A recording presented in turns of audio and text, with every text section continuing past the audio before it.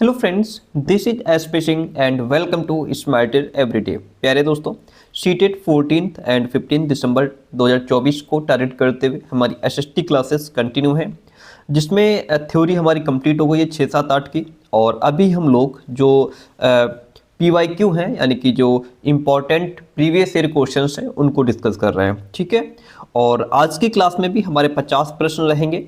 पिछली वाली वीडियो पर आपने बहुत प्यार दिया और इसमें भी हम लोग 50 प्रश्न जो करने वाले हैं, बहुत बेहतरीन, एक से बढ़कर एक सुपर इंपॉर्टेंट क्वेश्चन करने वाले हैं। तो आइए शुरू करते हैं। जो भी विद्यार्थी क्लास में लास्ट तक बना रहता है, डेफिनेटली बहुत कुछ सीखने वाला, यहाँ से बहुत हेल्प मिलने वाली है, क्योंकि हर क्वेश्चन के साथ में जो उस क्वेश्चन से रिलेटेड हमने जो इंपॉर्टेंट पॉइंट्स पढ़े हैं या जो हमने एनसीईआरटी पढ़ी है, तो उसको हमने यहाँ पे साथ में टैग कर दिया है, ताकि आप बेहतर तरीके से चीज़ों को समझ पाएँ। ठीक है, तो आइए शुरू करते हैं। और पहला क्वेश्चन आपके सामने होगा। प्रश्न कहता है, देखिएगा, पढ़िए। दादा भाई नौरोजी, स्टेटमेंट वाला प्रश्न है। कहता है दादा भाई नौरोजी जो कि भारतीय राष्ट्रीय कांग्रेस के बड़े नेता थे, ओके, कभी भी भारतीय राष्ट्रीय कांग्रेस के अध्यक्ष नहीं बने। क्या ये बात सही है? ये गलत है, क्योंकि देखिए, दादा भाई नौरोजी जो थे ये कांग्रेस के बड़े नेता थे, बिल्कुल सही बात है। और ये देखिए 1886 में, 1893 में और 1906 में भारतीय राष्ट्रीय कांग्रेस के अध्यक्ष बने थे। ये ध्यान रखिएगा कि जो दादा भाई नौरोजी हैं, ये भारतीय राष्ट्रीय कांग्रेस के अध्यक्ष भी बने थे। कब बने थे सर? 1886 में, 1893 में और 1906 में अध्यक्ष बने थे। इसलिए ये तो कट गया। ठीक है, वह व्यवसायी और प्रचारक थे, लंदन में रहते थे और कुछ समय के लिए ब्रिटिश संसद के सदस्य भी रहे। ये तो बिल्कुल सही बात है, तो यहाँ पे आर सही है। ओके, एक गलत है किंतु आर सही है।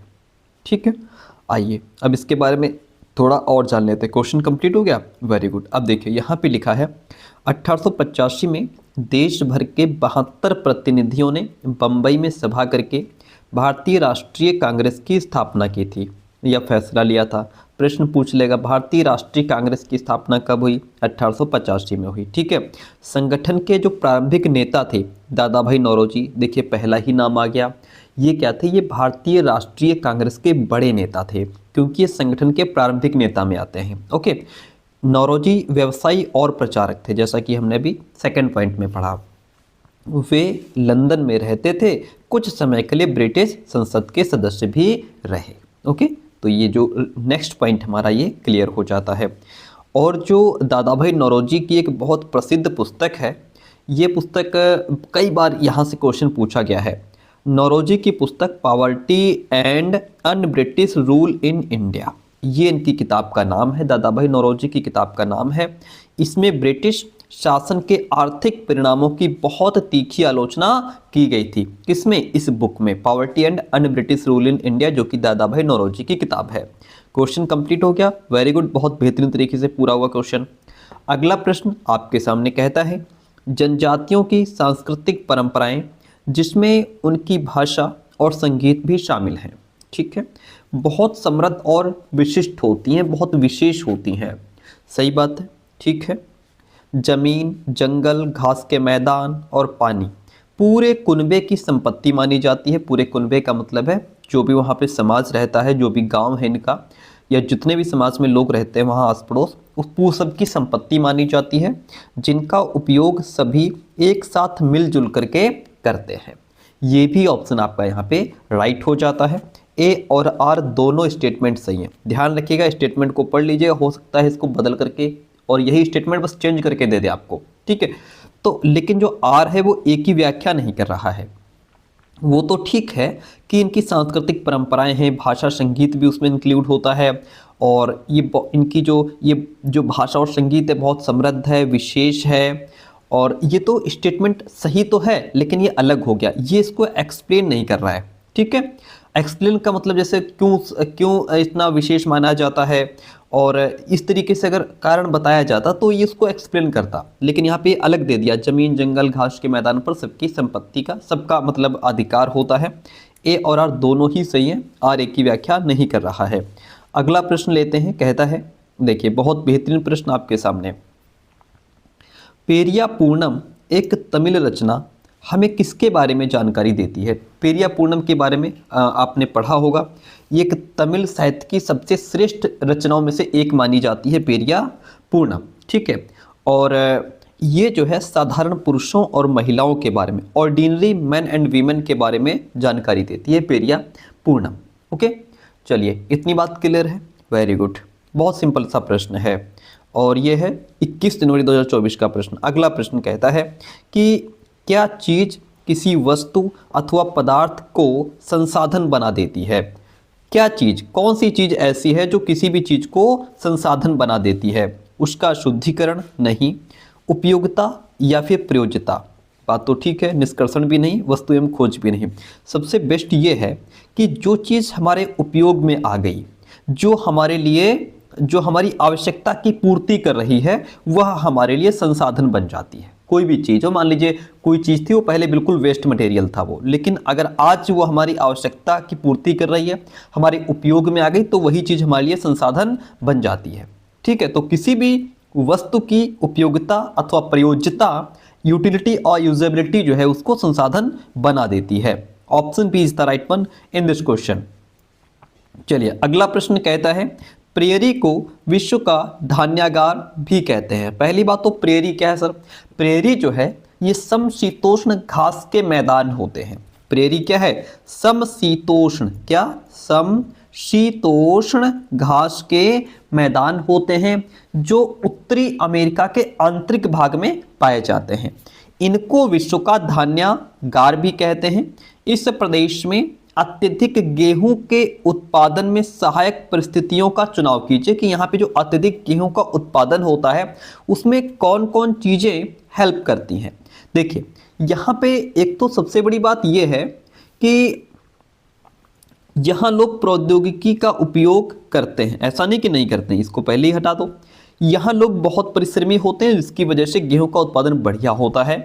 कृषि की वैज्ञानिक विधियों का यहाँ प्रयोग किया जाता है, वैज्ञानिक विधियों का प्रयोग किया जाता है, इस वजह से भी गेहूं का उत्पादन यहाँ पे अच्छा होता है। ठीक है, तो इसलिए यहाँ पे हमारा बी और सी जो ऑप्शन है वह राइट हो जाएगा। बी और सी सही है। ओके, इतनी बात क्लियर है? बढ़िया प्रश्न है, क्लियर हो गया। ठीक है, अगला प्रश्न आपके सामने है। प्रश्न कहता है, हमारी पृथ्वी का वास्तविक निरूपक प्रतिरूप क्या है? मानचित्र है, उपग्रह से प्राप्त चित्र है, रग्बी गेंद है या फिर ग्लोब है? डियर फ्रेंड, हमने शुरुआत में ही जो कक्षा 6 की किताब है ज्योग्राफी की, उसमें सेकंड चैप्टर में ही पढ़ा था कि हमारी पृथ्वी का वास्तविक और निरूपक जो प्रतिरूप है वह ग्लोब है। डियर फ्रेंड, क्या है? ग्लोब है। और जो ग्लोब है ये पृथ्वी का एक गोल आकार का मॉडल है। क्या है? ये गोल आकार का, पृथ्वी का गोल आकार का मॉडल है। और ये ग्लोब जो है ये नक्शों के सामान्य उद्देश्यों की पूर्ति करता है। ठीक है, तो ऑप्शन आपका यहाँ पे डी हो जाएगा, ग्लोब वास्तविक प्रतिरूप है। अगला प्रश्न आपके सामने है, कहता है कि वे बीमारियां जो एक व्यक्ति से दूसरे व्यक्ति को जल, भोजन, वायु इत्यादि से फैलती हैं उन्हें क्या कहा जाता है? तो जो ऐसी बीमारियां होती हैं जो मान लीजिए जल के माध्यम से फैल गई, या भोजन के माध्यम से एक दूसरे व्यक्ति में फैल रही हैं, या हवा के माध्यम से फैल रही हैं, तो उनको कम्युनिकेबल डिजीज़ कहा जाता है, इनको संचारणीय बीमारियां कहा जाता है। क्या कहा जाता है सर? इनको संचारणीय बीमारियां कहा जाता है। Option B is the right one in this question. आनुवंशिक बीमारियां तो वो होती हैं ना जो पीढ़ी दर पीढ़ी नेक्स्ट पीढ़ी में ट्रांसफर होती रहती हैं, दादाजी से पिताजी में आई, पिताजी से बच्चे में आ गई, तो ये आनुवंशिक बीमारियां जेनेटिक डिजीज होती हैं। ठीक है, जन्मजात जो आपके जो है कि जन्म के साथ में ही आप लेकर के आए हैं वही वो आपकी जन्मजात बीमारियां हो गई। एक्वायर्ड डिजीज, उपार्जित बीमारियां होती हैं, तो ये संचारणीय बीमारियां होती हैं, कम्युनिकेबल डिजीज कहलाती हैं ये। अगला प्रश्न आपके सामने बहुत बेहतरीन प्रश्न है। क्या कहता है प्रश्न? देखिएगा, प्रारंभिक स्तर पर सामाजिक विज्ञान का शिक्षण महत्वपूर्ण है। बिल्कुल, शुरुआती दौर में क्या है, हमको सामाजिक विज्ञान का शिक्षण बच्चों को जरूर कराना चाहिए। ठीक है, सही स्टेटमेंट है। यह बच्चे को सामाजिक मामलों के प्रति, समाज में क्या हो रहा है क्या नहीं हो रहा है, समाज के साथ हमारी संस्कृति जुड़ी हुई है, हमारी सभ्यता जुड़ी हुई है। ठीक है, समाज के लोगों के साथ किस तरीके से व्यवहार करना है, उनके प्रति संवेदनशील बनाता है।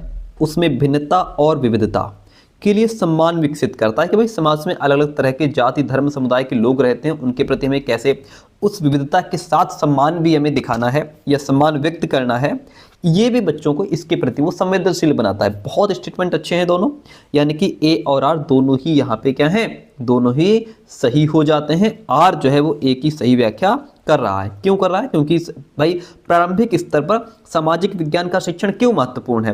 क्योंकि ये बच्चे को सामाजिक मामलों के प्रति संवेदनशील बनाता है, इसलिए आवश्यक है। भिन्नता और विविधता के प्रति सम्मान विकसित करता है, इसलिए आवश्यक है। ठीक है, first one option is the right one in this question. अगला प्रश्न आपके सामने क्या कहता है कि भारत के गांव से किसानों के कई आत्महत्या के मामले दर्ज किए गए हैं। बिल्कुल, भारत के कई गांव में ऐसा आया है कि किसानों ने आत्महत्या कर ली है।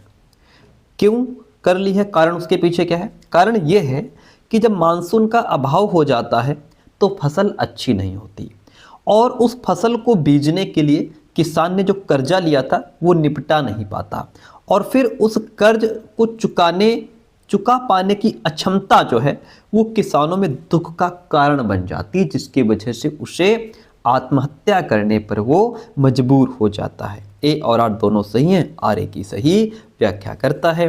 जैसे यहाँ पे हमने ऊपर दिया है, कर्ज लेने पर क्या होता है, मान लीजिए किसान जरूरी चीज़ें खरीदने के लिए पैसा कर्ज पर लेते हैं। मान लीजिए किसान को फसल बीजनी है तो उसके लिए खेत की जुताई करनी है, उसमें खाद डालनी है, बीज बोना है, इसके लिए भी पैसा वो कर्ज पर लेता है किसान। ठीक है, अक्सर ये पैसा बीज खाद कीटनाशक खरीदने के लिए साहूकार से कर्ज लिया जाता है।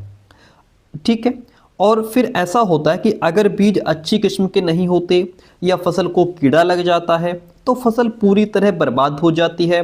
बारिश पूरी नहीं होने पर भी, यानी कि मानसून का अभाव है, जब गेहूं को बढ़िया सर्दी चाहिए, बढ़िया पाला पड़ रहा हो, वो कंडीशन नहीं मिल पाती, गेहूं अच्छा नहीं हो पाता है। धान को जब भरपूर बारिश चाहिए, धान को बारिश नहीं मिल पा रही है, तो ये मानसून का अभाव हो जाता है, और इस मानसून के अभाव से फसल खराब हो जाती है। ऐसी स्थिति में किसान अपना उधार नहीं चुका पाता, बेचारा कर्ज के तले दबता चला जाता है। कई बार परिवार चलाने के लिए उन्हें और पैसा कर्ज के तौर पर लेना पड़ जाता है, और फिर एक दिन जल्दी ही कर्ज इतना बढ़ जाता है कि किसान कितना भी कमा ले वो उसे चुका नहीं पाता है। इस स्थिति में कहते हैं कि किसान कर्ज तले दब गया, है ना। और ये किसानों की विपदा का मुख्य कारण बना है। कई क्षेत्रों में किसानों ने कर्ज के बोझ से दब करके आत्महत्या तक कर ली है। ठीक है, अब आपको ये क्वेश्चन बहुत बढ़िया से क्लियर हो गया होगा। ओके, तो यहाँ पे हमारा ए ऑप्शन राइट पहले ही हमने बता दिया है। आगे बढ़ते हैं और नेक्स्ट प्रश्न आपके सामने। बहुत बढ़िया प्रश्न, मज़ेदार प्रश्न है, एक से बढ़कर एक इंटरेस्टेड क्वेश्चंस आपको मिलेंगे, और जिस तरीके के क्वेश्चंस अब पूछे जा रहे हैं आपके एग्जाम में वही प्रश्न आपके सामने हम रख रहे हैं। चलिए,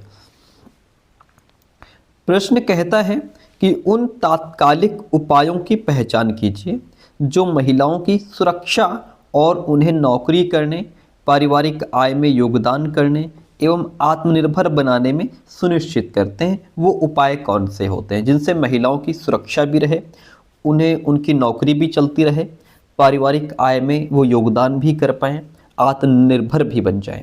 यानी कि सब चीज़ आपको देखनी है, पैसा भी मिल रहा है, नौकरी भी कर रही हैं, सुरक्षा भी पूरी है, आत्मनिर्भर भी बन रही हैं। एक तो जो बालवाड़ियों का प्रावधान है, जो चाइल्ड केयर सेंटर होते हैं, चाइल्ड केयर सेंटर जो होते हैं, इसमें महिलाएं आसानी से नौकरी कर सकती हैं, कोई दिक्कत नहीं है। ठीक है, नौकरी भी कर रही हैं और बच्चों की देखभाल भी हो रही है, परिवार की आय में वृद्धि भी हो रही है, और जो है आत्मनिर्भर भी है। ठीक है, ये ऑप्शन हमारा बेस्ट है। संसद में महिलाओं के लिए सीटों का आरक्षण, ये कुछ खास ऑप्शन नहीं है, हटा दो इसको। व्यावसायिक सुरक्षा का प्रावधान, रात की पाली यानी कि शिफ्ट के लिए लाने ले जाने की सुविधा, बिल्कुल सही बात है, इससे महिलाओं की सुरक्षा बनी रहेगी। अगर महिलाओं की ड्यूटी रात में लगा दी गई है या उनको ड्यूटी पर रात में जाना है तो उनको लाने और ले जाने की सुविधा भी होनी चाहिए कि गाड़ी आती है, महिलाओं को लेकर के जाती है, फिर उनको सुरक्षित तरीके से घर पे छोड़ देती है, ये भी सही है। ओके, और अब यहाँ पे एक ऑप्शन व्यावसायिक सुरक्षा का प्रावधान कि उनको जो है व्यवसाय भी ठीक तरीके से मिलता रहे, अपना व्यवसाय करती रहे। सी ऑप्शन भी आपका इसमें बेस्ट है, तो ए सी डी ऑप्शन राइट हो जाएगा। क्या हो जाएगा? ACD जो है वह राइट हो जाएगा। ठीक है, इतनी बात क्लियर है। ओके, आगे बढ़ेंगे, नेक्स्ट प्रश्न की बात करेंगे। प्रश्न कहता है कि निम्न में से सामाजिक विज्ञान पढ़ाने के कौशल आधारित उद्देश्य की पहचान करें। कौशल आधारित का मतलब जो स्किल बेस्ड उद्देश्य होते हैं। स्किल बेस्ड उद्देश्य की बात करें तो विभिन्न समाजों में रहने वाले लोगों की संस्कृतियों को समझना, क्या ये स्किल बेस्ड है? ये स्किल बेस्ड नहीं है। ठीक है, ये सामान्य उद्देश्य हो जाएगा। नक्शा बनाने की क्षमता विकसित करना, ये स्किल बेस्ड उद्देश्य हो जाएगा। ये कौशल आधारित है, क्योंकि नक्शा बनाने की क्षमता सबके अंदर नहीं होती, हर बालक नक्शा नहीं बना सकता। ठीक है, तो ये स्किल बेस्ड हो गया। अंतर और विविधता के लिए आदर विकसित करना, ये सामान्य उद्देश्य हो गया। महाद्वीपों का ज्ञान प्राप्त करना, ज्ञान सभी बच्चे प्राप्त कर लेते हैं लगभग, है ना, नहीं ऐसा याद हो रहा है तो रट करके याद कर लेते हैं, तो ये सभी सामान्य उद्देश्य हो गए। लेकिन स्किल बेस्ड जो उद्देश्य है वो हमारा क्या है? नक्शा बनाने की क्षमता विकसित करना। ओके, ये क्या है? ये स्किल बेस्ड है। ये बच्चे के अंदर अगर स्किल होगी, कौशल उसने सीखा होगा, तभी वो नक्शा बना पाएगा। बाकी तीनों हैं ये भी उद्देश्य, लेकिन ये सामान्य है। ये कैसे उद्देश्य हैं सर? ये सामान्य है और ये स्किल बेस्ड है, ये कौशल आधारित है। आगे बढ़ेंगे, नेक्स्ट प्रश्न हमें मिलेगा। प्रश्न कहता है, चलिए ओके नाउ क्लियर। देखिए प्रश्न कहता है कि कथन ए और कारण आर पर विचार करें। अभी कथन कहता है विद्या विशेष जो सामाजिक विज्ञान का बनाती हैं, जो सामाजिक विज्ञान को बनाती हैं वे हैं इतिहास, भूगोल, राजनीति विज्ञान, अर्थशास्त्र। बिल्कुल सही बात है। इतिहास, भूगोल, राजनीति विज्ञान, अर्थशास्त्र ये सब मिलकर के सामाजिक विज्ञान को बनाती हैं। इन सभी का मिक्स रूप SST कहलाता है, सोशल साइंस कहलाता है, सोशल स्टडी कहलाता है। ओके, इन विद्या विशेषों में अंतः संबंध, ये सभी आपस में इंटर रिलेशनशिप है, इनमें ये सब आपस में इंटीग्रेटेड हैं, जुड़े हुए हैं, एकीकृत हैं, है ना, इनमें आपस में संबंध है सब में। दोनों ही बातें सही है, ए और आर दोनों सही हैं, आर ए की सही व्याख्या करता है। ओके, इतनी बात क्लियर है, very good. Option first one is the right one in this question. तो ध्यान रखिएगा, जो एक एक पॉइंट को बहुत ठीक से समझिएगा। अगला प्रश्न कहता है भारतीय न्यायपालिका बिना किसी भय अथवा बाहरी दबाव के कानून के शासन की रक्षा करती है। जो भारत की न्यायपालिका है, जो जुडिशरी सिस्टम है, उस पर किसी का कोई दबाव नहीं है, कोई भय नहीं है उसको, है ना, और वो शासन की रक्षा करती है। सरकार के कार्यों पर प्रभावी नियंत्रण बनाए रखती है। जिसकी वजह क्या है? इसके पीछे क्या रीज़न है? इसके पीछे रीज़न ये है कि भारत में न्यायपालिका पूरी तरह से स्वतंत्र है, इस पर सरकार का दबाव नहीं है, सरकार का भय नहीं है, ये निर्भय होकर के काम करती है, बाहरी दबाव से मुक्त होकर के हमारी न्यायपालिका काम करती है। ओके, इसके पीछे क्या रीज़न है? कि न्यायपालिका के पास पूर्ण स्वतंत्रता है। क्या है? पूर्ण स्वतंत्रता है। न्यायपालिका की क्या भूमिका है हमने आपको समझाया था। ये जो न्यायपालिका है, ये यहाँ पे देखिए, हमने इसको आपको विधिवत तरीके से समझाया था कि संविधान की व्याख्या का अधिकार मुख्य रूप से न्यायपालिका के पास ही होता है। इस नाते यदि न्यायपालिका को ऐसा लगता है कि संसद के द्वारा पारित किया गया कोई कानून संविधान के आधारभूत ढांचे का उल्लंघन करता है, तो वह उस कानून को रद्द कर सकती है। कानून को रद्द करने का अधिकार भी न्यायपालिका के पास है। इसी को न्याय समीक्षा भी कहा गया है। ठीक है, और अगर देश के किसी भी नागरिक को ऐसा लगता है कि उसके मौलिक अधिकारों का उल्लंघन हुआ है, तो वो सर्वोच्च न्यायालय या फिर उच्च न्यायालय में जा सकता है। यानी कि उनके लिए जो जुडिशरी सिस्टम है वो पूरी तरीके से क्या है? बैठा हुआ है, और वो स्वतंत्रता उसके पास है, वो निर्भय होकर के काम कर रहा है ना। और न्यायपालिका के काम क्या हैं? एक तो विवादों का निपटारा करना हो गया, ओके, न्यायिक समीक्षा हो गया, कानून की रक्षा, मौलिक अधिकारों का क्रियान्वयन, ये सब न्यायपालिका के काम हैं। ठीक है, स्वतंत्र न्यायपालिका क्या होती है? स्वतंत्र न्यायपालिका का मतलब होता है कि नेताओं का न्यायाधीश पर नियंत्रण नहीं रहता है। ठीक है, जब नेताओं का न्यायाधीश पर जो नियंत्रण रहता है, अगर नियंत्रण रहता है तो फिर उसकी वजह से न्यायाधीश स्वतंत्र रूप से फैसले नहीं ले पाते। स्वतंत्रता का ये अभाव न्यायाधीश को इस बात के लिए मजबूर कर देगा कि वो हमेशा नेता के ही पक्ष में फैसले सुनाए। हम ऐसे बहुत सारे किस्से जानते हैं जहां अमीर और ताकतवर लोगों ने न्यायिक प्रक्रिया को प्रभावित करने का प्रयास किया है, लेकिन भारतीय संविधान इस तरह की दखल अंदाजी को स्वीकार नहीं करता। हमारे संविधान में न्यायपालिका को पूरी तरह स्वतंत्र रखा गया है। हमारे संविधान में न्यायपालिका क्या है? पूरी तरह से स्वतंत्र है। ठीक है, इतनी बात क्लियर है? Very good. अगला प्रश्न लेते हैं और प्रश्न कहता है, बहुत बेहतरीन प्रश्न है, कौन सा सतत और व्यापक मूल्यांकन की विशेषता नहीं है? देखिए कौन सी सतत, सतत यानी कंटिन्यू एंड कॉम्प्रिहेंसिव जो इवेल्युएशन है उसकी बात हो रही है, जो कंटिन्यू मूल्यांकन होता रहता है, जो व्यापक स्तर पर होता है। यह मूल्यांकन को शिक्षण अधिगम प्रक्रिया का अभिन्न अंग बनाता है। बिल्कुल सही बात है। जो सतत और व्यापक मूल्यांकन है ये टीचिंग लर्निंग प्रोसेस का एक अभिन्न अंग माना जाता है, एक बहुत अहम हिस्सा माना जाता है। यह विद्यार्थी के व्यक्तित्व के सर्वांगीण विकास पर केंद्रित है, क्योंकि इसमें देखा जाता है कि बालक का किस तरीके से बालक सीख रहा है, नहीं सीख रहा है, उसका डेवलपमेंट हो रहा है, नहीं हो रहा है, यानी कि सर्वांगीण विकास पर केंद्रित है। ठीक है, हर तरीके से बालक का विकास होना चाहिए। यह विद्यार्थी के शैक्षिक विकास के साथ साथ जो सह शैक्षिक पहलू हैं उनका भी आकलन करता है। यह विद्यार्थी के अंक आधारित कार्य मूल्यांकन पर केंद्रित नहीं है, सिर्फ मार्क्स बेस्ड नहीं है। ऐसा नहीं कि सिर्फ नंबर्स पर आधारित है, यह नंबर्स पर आधारित, केवल नंबर पर आधारित नहीं है, ये बालक के सर्वांगीण विकास पर केंद्रित है। ये टीचिंग लर्निंग प्रोसेस का एक अहम हिस्सा माना जाता है। ये सह शैक्षिक पहलुओं का भी आकलन करता है। तो यहाँ पे 1, 2, 3 ये तीनों जो हैं सतत और व्यापक मूल्यांकन की विशेषताएं हैं, लेकिन कौन सा नहीं है? फोर्थ वन नहीं है। कौन सा नहीं है? फोर्थ वन नहीं है। ठीक है, इतनी बात क्लियर है? Very good. अगला प्रश्न आपके सामने क्या कहता है? प्रश्न जानिए, समझिए, देखिए, बहुत प्यारा प्रश्न है।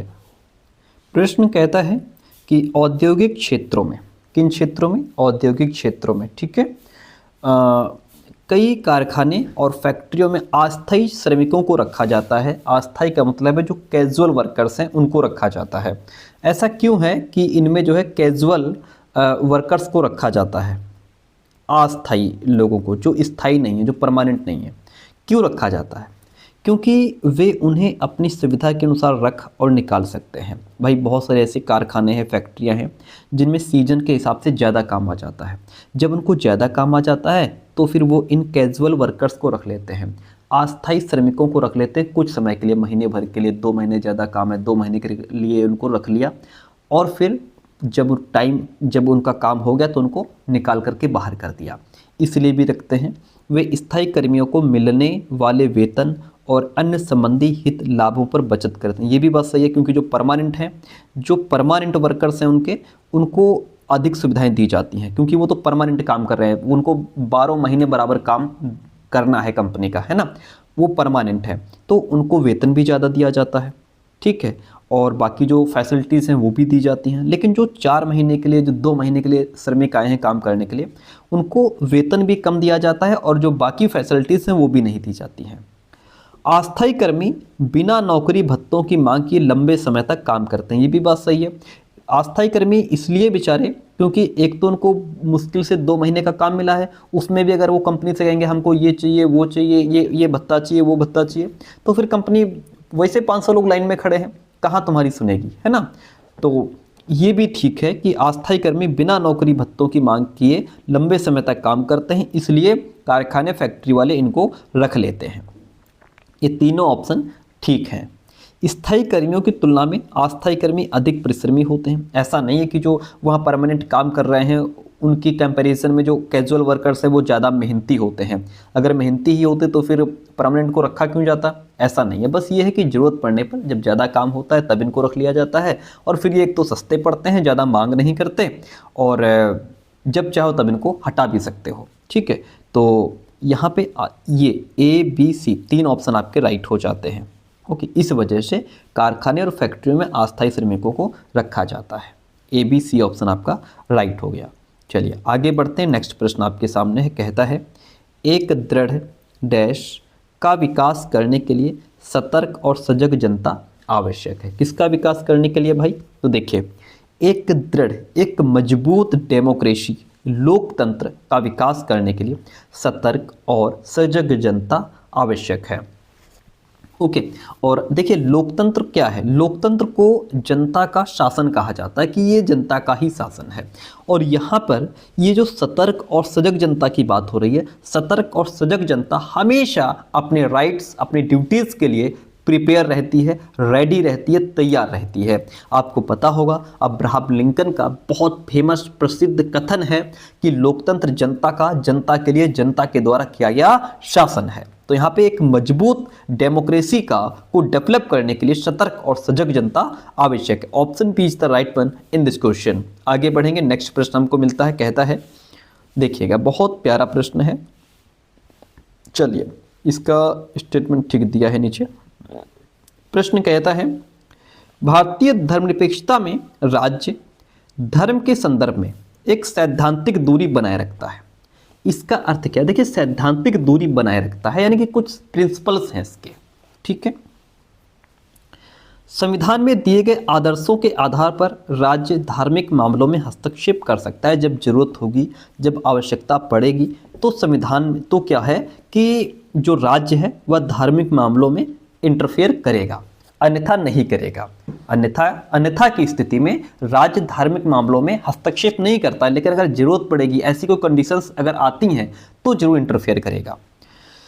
राज्य और धर्म एक दूसरे के मामलों में हस्तक्षेप कर सकते हैं, ऐसा नहीं है। सामान्य स्थिति में तो ऐसा नहीं है। राज्य और धर्म एक दूसरे की सीमाओं का उल्लंघन नहीं कर सकते, ऐसा भी नहीं है, क्योंकि यहाँ पे सिर्फ सैद्धांतिक बात हो रही है। किसकी बात हो रही है? सिर्फ सैद्धांतिक बात हो रही है। आवश्यकता पड़ने पर राज्य धार्मिक मामलों को कंट्रोल कर सकता है, ये भी बात सही है। तो ये हमारे संविधान में कुछ ऐसे आदर्श दिए गए हैं, कुछ ऐसे क्या कहते हैं इनको, धर्मनिरपेक्षता के बारे में अनुच्छेद हैं कि ज़रूरत पड़ेगी तो राज्य क्या करेगा, जो धार्मिक मामले हैं उन पे इंटरफेयर करेगा। ओके, तो इसमें ऑप्शन ए और डी राइट हो जाते हैं। कौन कौन राइट हो जाते हैं? ए और डी आपके राइट हो जाते हैं। हमने इसमें यहाँ पे पढ़ा भी था कि भारतीय धर्मनिरपेक्षता में राज्य धर्म से अलग तो है। राज्य क्या है? धर्म से अलग है, क्योंकि राज्य कभी नहीं कहता कि तुम इस धर्म को मानो, इस धर्म को बढ़ावा दो, नहीं, जिसका जो धर्म है वो मानो, ठीक है।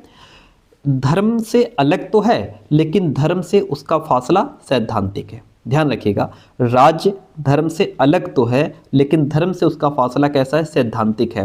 इसका मतलब यह है कि संविधान में दिए गए आदर्शों के आधार पर राज्य किसी भी धर्म के मामलों में हस्तक्षेप कर सकता है, जब जरूरत पड़ेगी, जब आवश्यकता पड़ेगी तो इंटरफेयर करेगा।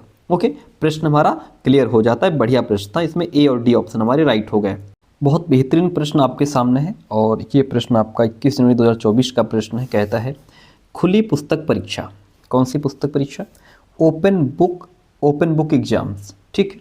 रटकर सीखने से हटकर किताबों के साथ इंगेजमेंट स्थापित करने में केंद्रित होती है, यानी किताबों से संबंध स्थापित करने में केंद्रित है। बिल्कुल सही बात है कि जो ओपन बुक एग्ज़ाम होता है, ये छात्रों को परीक्षा में अपनी किताब या नोटबुक लाने के लिए और क्वेश्चंस का आंसर देते समय बुक्स से काउंसलिंग करने के लिए हेल्प करता है कि आप बुक्स से हेल्प ले सकते हैं, ठीक है। लेकिन इसमें आप रटा रटाया नहीं लिख सकते, या जो किताबों में है वो एज इट इज छाप नहीं सकते। आपको अपने विचार लिखने होते हैं उस टॉपिक को समझ करके, फिर उसके बारे में आपकी अपनी क्या राय है, आप उसके बारे में कितना सोच सकते हैं, आपने उसके बारे में कितना समझा, अपने विचार लिखने होते हैं। बस आप किताबों से हेल्प ले सकते हैं, इंगेजमेंट स्थापित करते हैं यहाँ पे।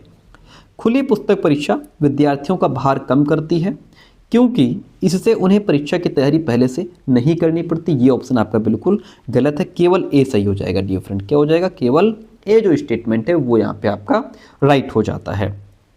वेरी गुड, अगला प्रश्न लेते हैं। प्रश्न कहता है, देखिएगा क्या कहता है प्रश्न, समझिए। निम्नलिखित प्रश्न या टिप्पणियाँ आपने अपनी एक कक्षा के विद्यार्थियों से प्राप्त की हैं।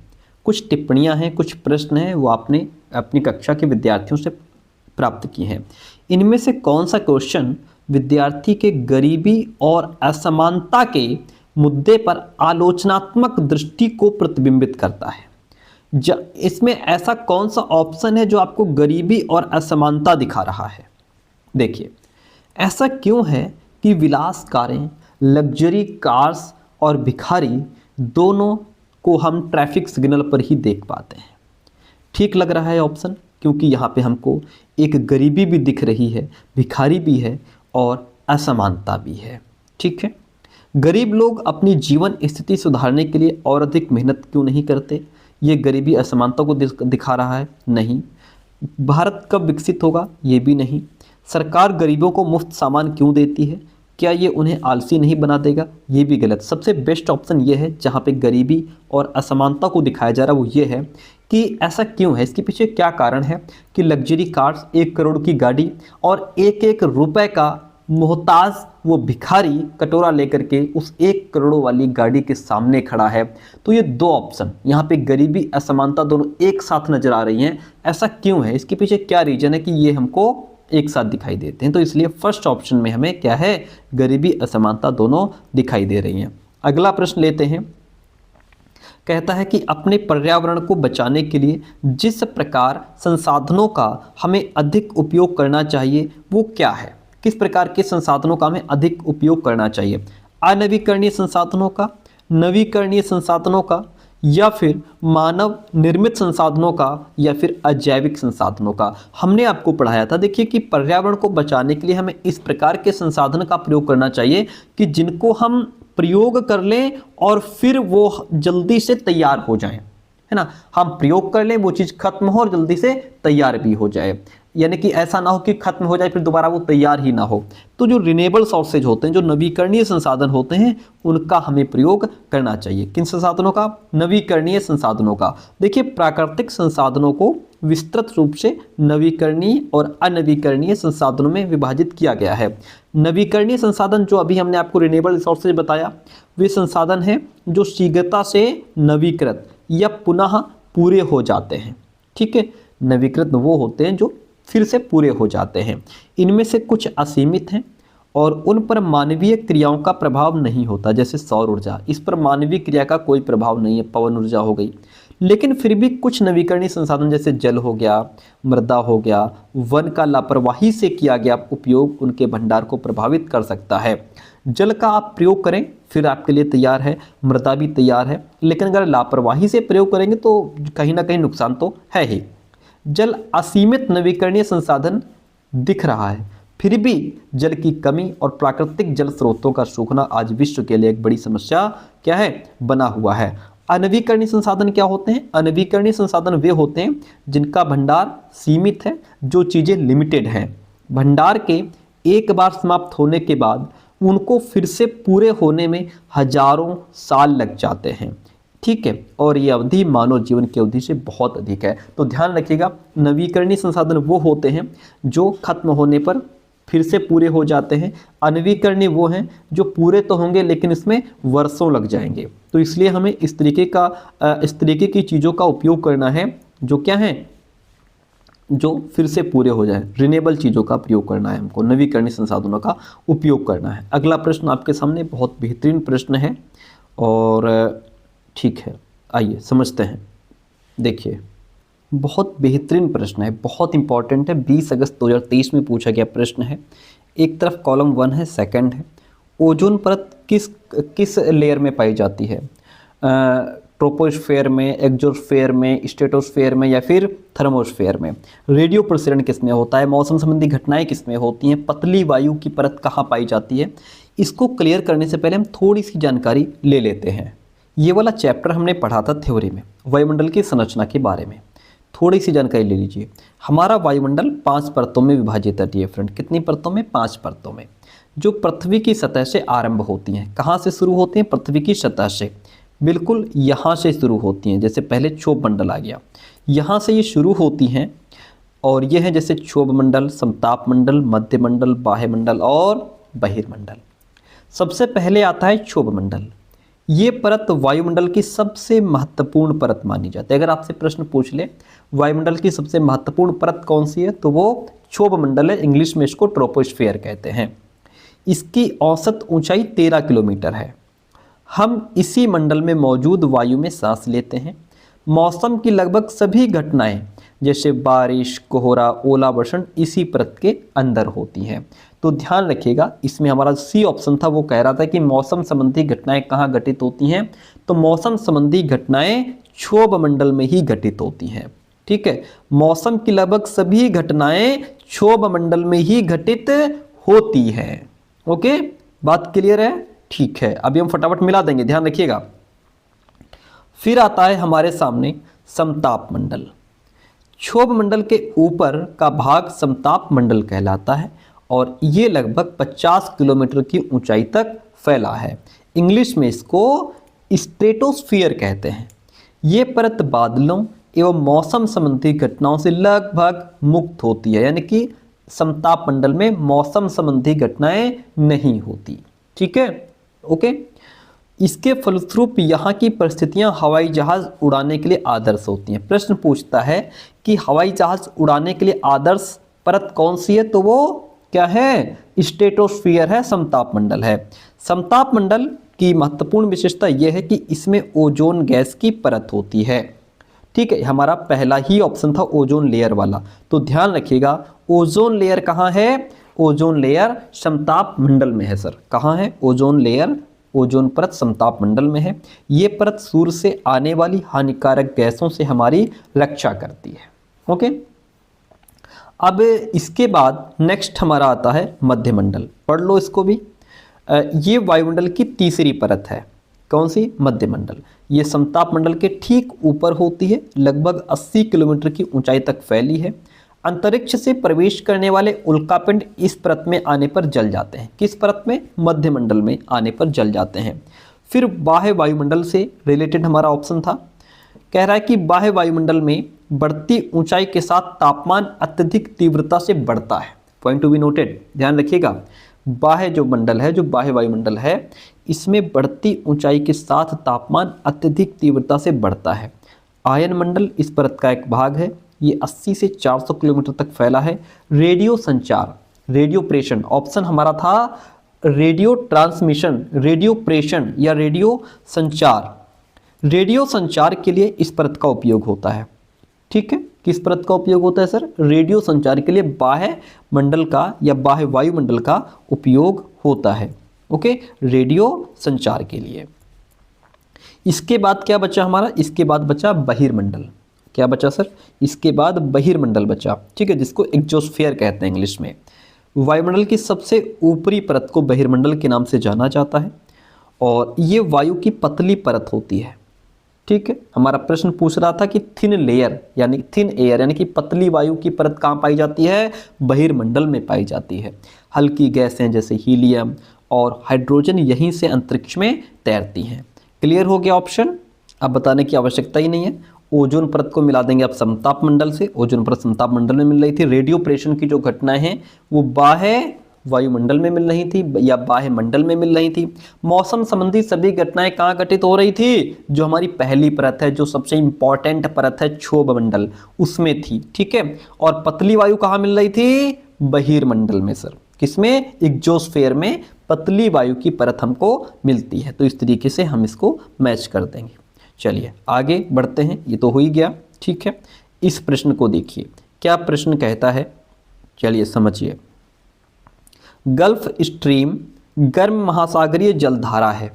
क्यों ऐसा है? ध्रुवों से भूमध्य रेखा की ओर चलती है इसलिए? नहीं। अंतभौम यानी भूमि के नीचे से गर्म होती है क्या ये? नहीं। फिर क्या होता है? गर्म पानी के झरनों के द्वारा गर्म होती है? नहीं सर, भूमध्य रेखा के निकट उत्पन्न होती है। Point to be noted milord, ध्यान रखिएगा। गल्फ स्ट्रीम यानी कि जो गर्म महासागरीय जलधारा है क्योंकि ये क्या है? ये गर्म महासागरीय जलधारा है। क्यों गर्म है? क्योंकि ये भूमध्य रेखा के निकट उत्पन्न होती है। कहाँ उत्पन्न होती है? भूमध्य रेखा के निकट उत्पन्न होती है। इससे रिलेटेड थोड़ी सी जानकारी यहाँ पे ले लीजिए। देखिए, कहता है कि लेब्राडोर महासागरीय धाराएं शीत जलधाराएं होती हैं, जबकि गल्फ स्ट्रीम गर्म जलधाराएं होती हैं। ओके, ध्यान रखिएगा। लेब्राडोर जो महासागरीय धाराएं हैं ये शीत होती हैं, ये ठंडी धाराएं होती हैं। जो गल्फ स्ट्रीम है ये गर्म जलधाराएं होती हैं। महासागरीय धाराएं किसी क्षेत्र के तापमान को प्रभावित करती हैं। गर्म धाराओं से स्थलीय सतह का तापमान गर्म हो जाए, तो जो स्थल की सतह का तापमान होता है वो इन धाराओं से गर्म हो जाता है और ये भूमध्य रेखा के निकट उत्पन्न होती हैं। जिस स्थान पर गर्म और शीत जलधाराएं मिलती हैं, जहाँ पर ये लेब्राडोर और गल्फ स्ट्रीम धाराएं मिल गई, ठंडी और गर्म धाराएं, गर्म और शीत धाराएं मिलती हैं, वो स्थान विश्व भर में सर्वोत्तम मत्स्य क्षेत्र, मछलियों वाला क्षेत्र माना जाता है। ठीक है, और इसके बारे में और क्या है, जहाँ गर्म और ठंडी जलधाराएं मिलती हैं वहाँ कोहरे वाला मौसम बनता है। सर प्रश्न पूछ लेगा, जहाँ गर्म और ठंडी जलधाराएं मिलती हैं वहाँ कैसा मौसम बनता है, कोहरे वाला। ठीक है, इतनी बात क्लियर है, प्रश्न क्लियर हो गया, वेरी गुड। अगला प्रश्न आपके सामने क्या कहता है प्रश्न, निम्नलिखित में से यातायात का कौन सा साधन अधिक दूरी में भारी एवं बड़े आकार वाले सामानों को ढोने के लिए सबसे सस्ता है? कौन सा है वो? जलमार्ग है, रेल मार्ग है। रेल मार्ग पर बहुत भारी या बड़े आकार वाले सामान तो नहीं ले जाए जाते हैं। वायु मार्ग, वायु में इतने बड़े बड़े सामान कहाँ उड़ा करके ले जाएगा भाई? सड़क मार्ग। सबसे बेस्ट ऑप्शन वाटरवेज, जल मार्ग।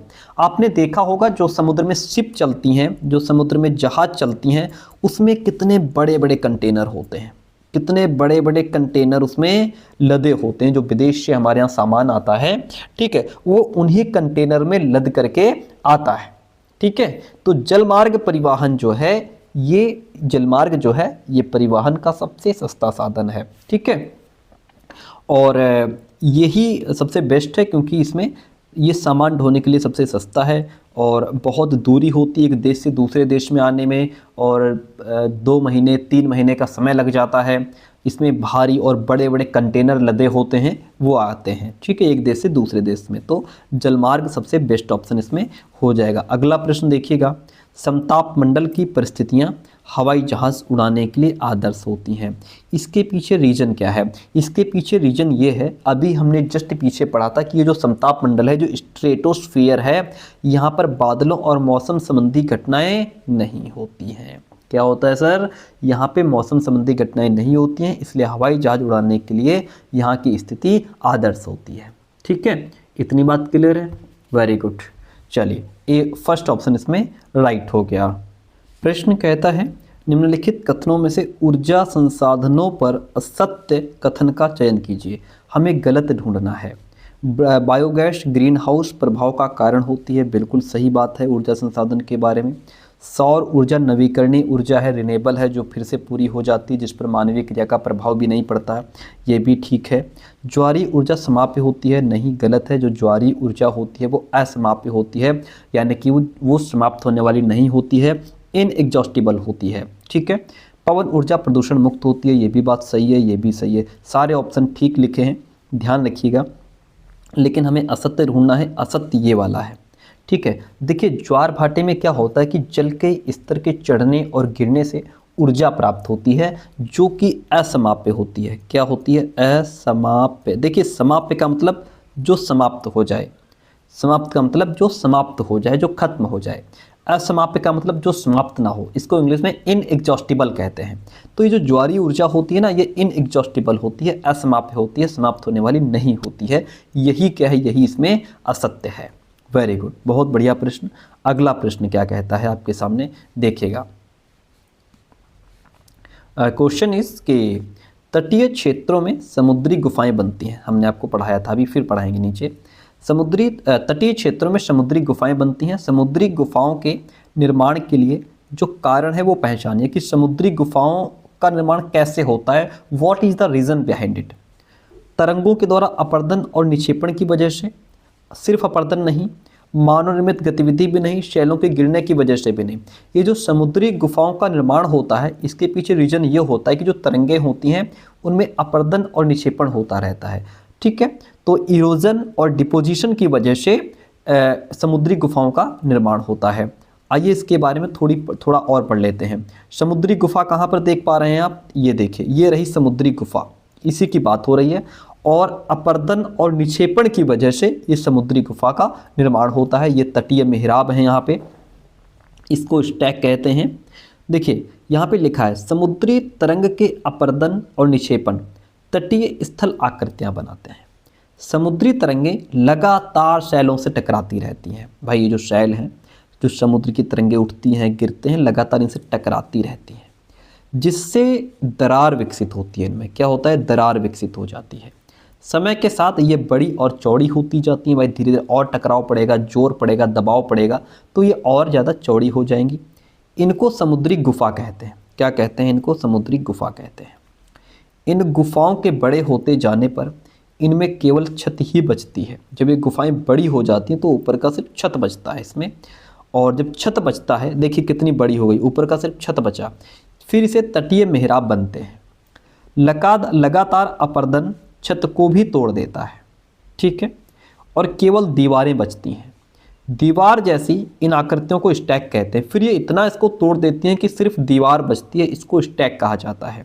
ओके, समुद्री जल के ऊपर लगभग ऊर्ध्वाधर उठे हुए ऊंचे शैलीय तटों को समुद्री भृगु कहते हैं। तो इस तरीके से आपने टॉपिक को समझा कि समुद्री गुफा क्या होती है, तटीय मेहराब क्या होते हैं और स्टैक क्या होते हैं, बस।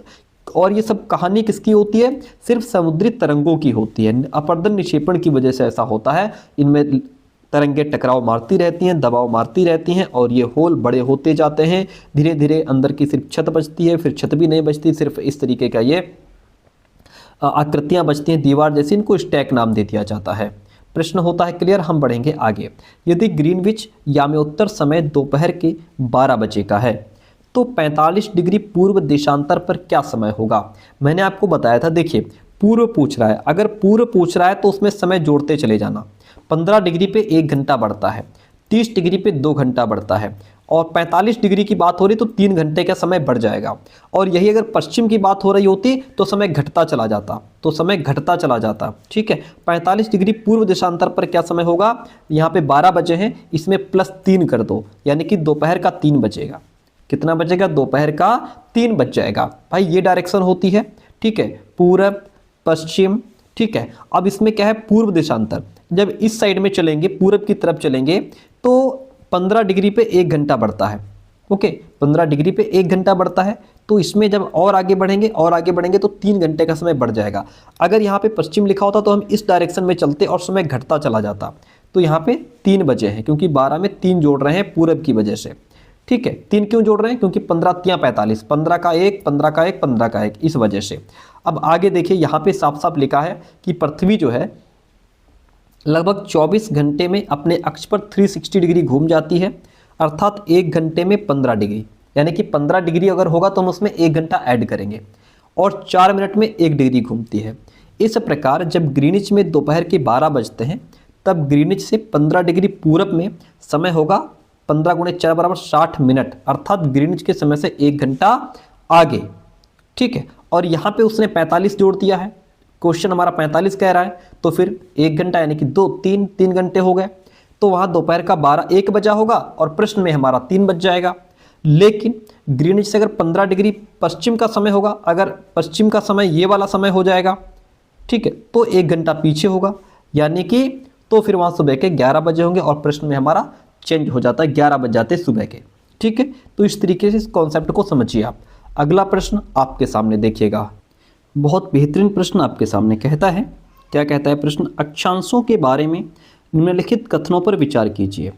निम्नलिखित में से कौन सा सही है? जो सही है वो आपको बताना है। दक्षिण ध्रुवीय व्रत विषुवत रेखा के 23.5 डिग्री दक्षिण में स्थित है। नहीं, ये गलत है। कितने स्थित है? 66.5 डिग्री। यहाँ पे कितना होना चाहिए था सर? यहाँ पे 66.5 डिग्री दक्षिण में स्थित है। ध्यान रखिएगा, चाहे तो नोट कर लो, दक्षिण ध्रुवीय व्रत विषुवत रेखा के 66.5 डिग्री दक्षिण में स्थित है। सर कितना? 66.5 डिग्री। ये कह रहे हैं 23.5, तो गलत तो हो ही जाएगा। ये सही है। अगर यहाँ पे 66.5 डिग्री होता तब ये लाइन हमारी बिल्कुल करेक्ट हो जाती। ठीक है, चलिए कोई बात नहीं है, छोड़ दीजिए इसको। कर्क रेखा दक्षिणी गोलार्ध से होकर गुजरती है। नहीं भैया, कर्क रेखा उत्तरी गोलार्ध से होकर के गुजरती है। किस गोलार्ध से? कर्क रेखा उत्तरी गोलार्ध से होकर गुजरती है। हमने आपको खूब पढ़ाया था, अभी आगे मिलेगा तो हम आपको और बताएंगे। कर्क रेखा कहाँ से गुजरती है सर? उत्तरी गोलार्ध से होकर गुजरती है। ये भी गलत हो गया भैया, ये भी गलत हो गया। मकर रेखा दक्षिणी गोलार्ध से होकर गुजरती है। बिल्कुल लिख लो, नोट कर लो, मकर रेखा दक्षिणी गोलार्ध से ही होकर गुजरती है। उत्तर ध्रुवीय व्रत विषुवत रेखा के 23.5 डिग्री उत्तर में स्थित है। नहीं भैया, काहे बेवकूफ बना रहे हो? 66.5 डिग्री उत्तर में स्थित है। कितना होगा सर यहाँ पे? 66.5 यहाँ होता, 66.5 यहाँ होता, दोनों लाइनें हमारी सही हो जाती। ठीक है, इसलिए ध्यान रखिएगा, दक्षिण ध्रुवीय व्रत विषुवत रेखा के 66.5 डिग्री में दक्षिण में स्थित है। उत्तर ध्रुवीय व्रत विषुवत रेखा के 66 डिग्री में उत्तर में स्थित है। सर ये भी गलत है, ये भी गलत, ये भी गलत, सिर्फ ये वाला ऑप्शन मकर रेखा दक्षिणी गोलार्ध से होकर गुजरती है, ये सही है, ये हमको बताना था। चलिए अगला प्रश्न लेते हैं। कहता है स्थान परिवर्तन से प्राकृतिक वनस्पति में भी परिवर्तन होता है। सदाबहार वृक्ष भूमध्यवर्ती प्रदेश के समीप ही क्यों उगते हैं? इसके पीछे क्या रीजन है? इसके पीछे रीजन ये है कि ये जो सदाबहार वृक्ष होते हैं इनको भारी बारिश चाहिए होती है, हाई रेनफॉल चाहिए होती है, हाई टेम्परेचर चाहिए होता है, जो इनको भूमध्यवर्ती प्रदेश के समीप मिल जाता है। इस वजह से सदाबहार वृक्ष भूमध्यवर्ती प्रदेश के समीप ही उगते हैं। ठीक है, किसकी वजह से? भारी बारिश और हाई टेम्परेचर की वजह से। प्रश्न कहता है कि ग्लोब को दो बराबर भागों में बांटने के लिए खींची गई काल्पनिक रेखा को क्या कहा जाता है?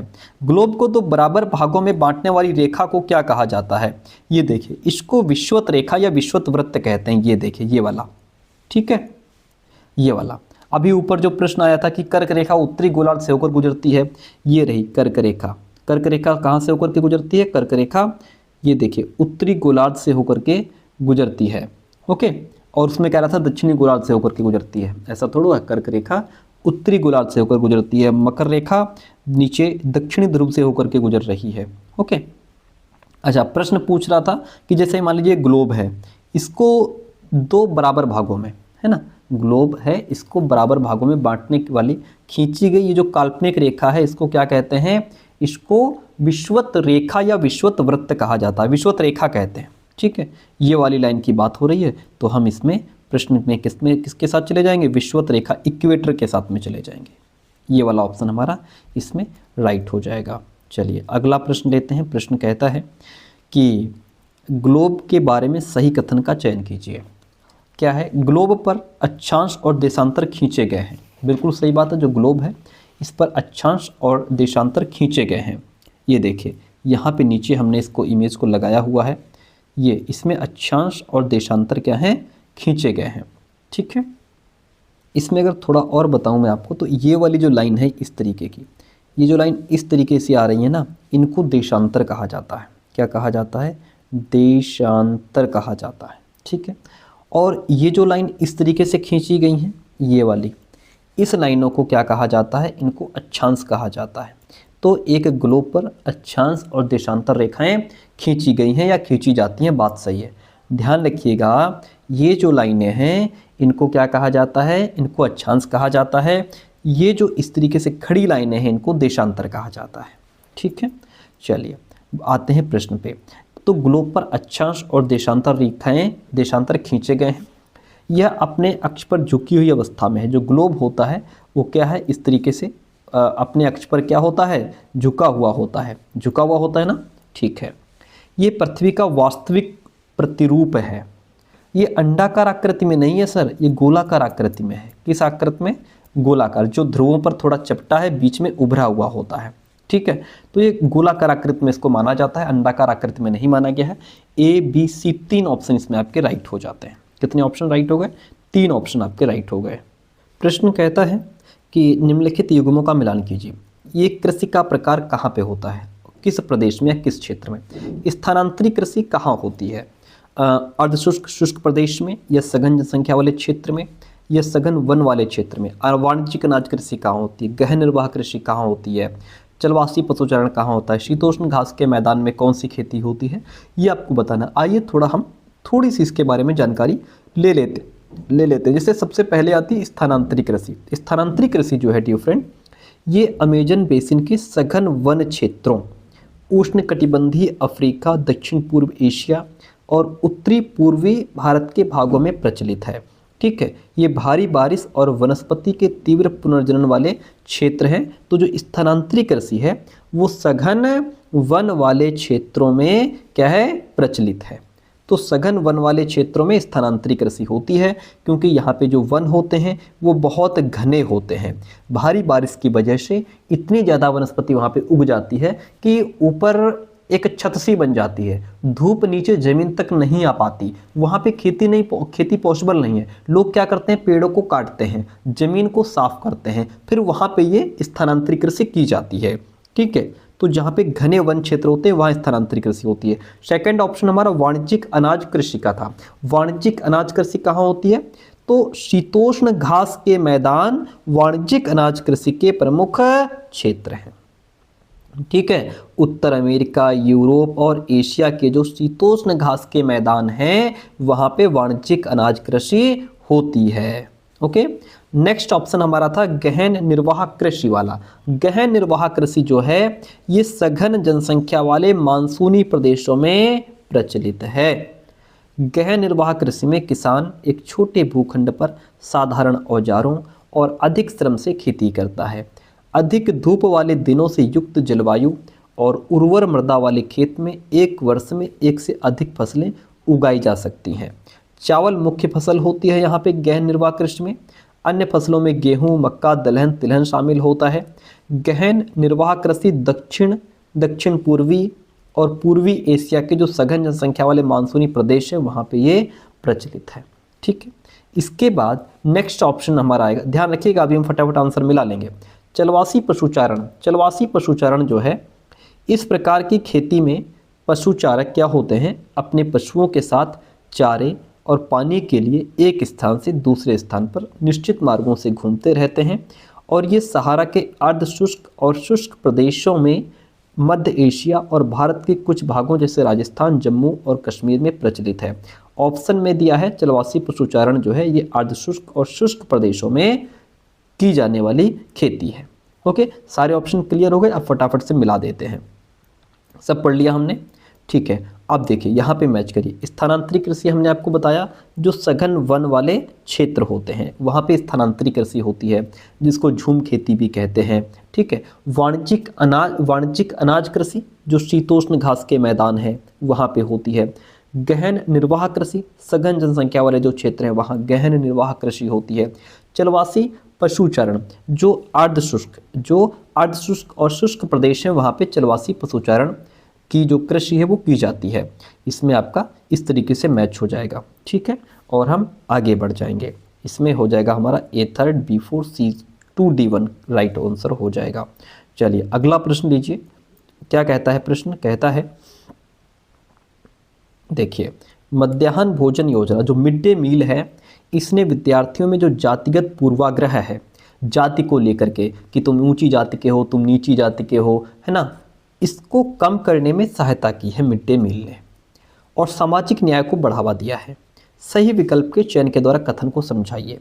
क्योंकि जो मिड डे मील है इसमें दोपहर में बच्चों को भोजन कराया जाता है क्योंकि एक विद्यालय में हर जाति धर्म समुदाय के बच्चे पढ़ने आते हैं, ऊंच नीच जाति कोई भी हो सब बच्चे पढ़ने आते हैं, हिंदू मुस्लिम सिख ईसाई। उसमें सभी बच्चे दोपहर में एक साथ बैठ करके खाना खाते हैं जिससे कि जो जातिगत पूर्वाग्रह है वो खत्म हुआ है, जो जातीय असमानता है, भेदभाव है, विभिन्नता है, वो सब चीज़ें खत्म हुई है। यहाँ पे सामाजिक न्याय को यहाँ पे बढ़ावा दिया गया है क्योंकि समाज में सभी बराबर हैं, सभी जातियों के बच्चे साथ साथ खाना खाते हैं। इसमें कई स्थानों में दलित महिलाओं को खाना पकाने के लिए भी रखा गया है क्योंकि दलितों को लेकर के जो लोगों के बीच एक हीन भावना थी वो भी यहाँ पे खत्म हो रही है क्योंकि अब यहाँ पे दलित महिला ही खाना बना रही है। स्कूलों में गरीब बच्चों का प्रवेश लेना कई गुना बढ़ गया है क्योंकि गरीब बच्चों का अब यहाँ पे पढ़ाई के साथ साथ खाना भी मिल रहा है। स्कूल छोड़ने की दर में कमी आई क्योंकि पहले बच्चे भूख की वजह से स्कूल नहीं जाते थे, स्कूल छोड़ देते थे। अब वहाँ पे खाना भी मिल रहा है और कपड़े भी मिल रहे हैं, बस्ता भी मिल रहा है, किताब मिल रही है, पढ़ाई भी मिल रही है, सब कुछ मिल रहा है। तो स्कूलों में क्या है, स्कूल बच्चे छोड़ते नहीं हैं, छोड़ने की दर में कमी आई है, प्रवेश लेना कई गुना बढ़ गया है। ये सारी चीज़ें यहाँ पे हुई हैं। ABCD सारे राइट हो जाएंगे इसमें, ABCD सारे ही ऑप्शंस राइट हो जाते हैं।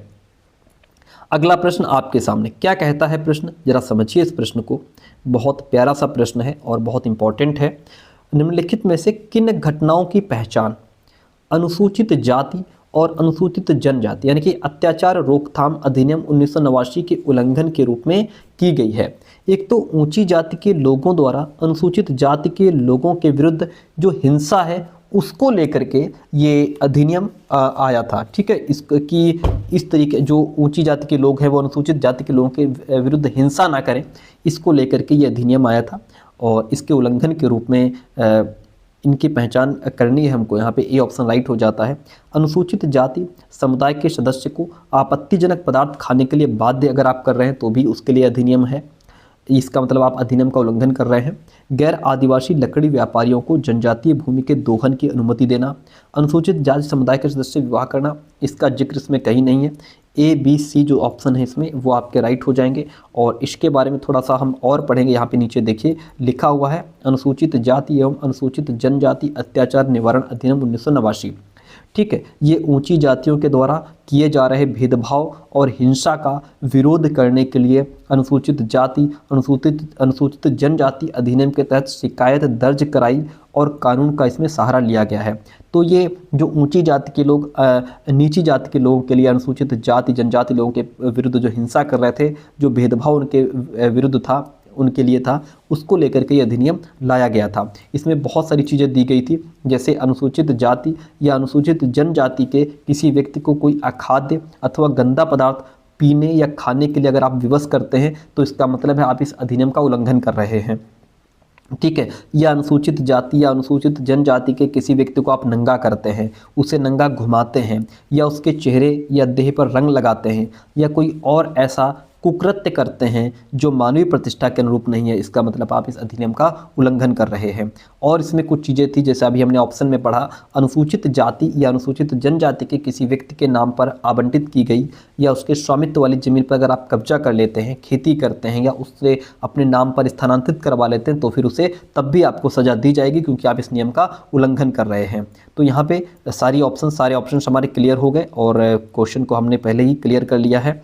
तो यहाँ पे देखिए विवाह की बात कहीं नहीं आई, जमीन की बात हो गई, आपत्तिजनक पदार्थ खाने की बात हो गई, अगर आप उसको नंगा घुमाते हैं, नंगा करते हैं, उसके विरुद्ध आप हिंसा करते हैं तो फिर आप इसका उल्लंघन कर रहे हैं। ए बी सी ऑप्शन आपका राइट हो जाता है।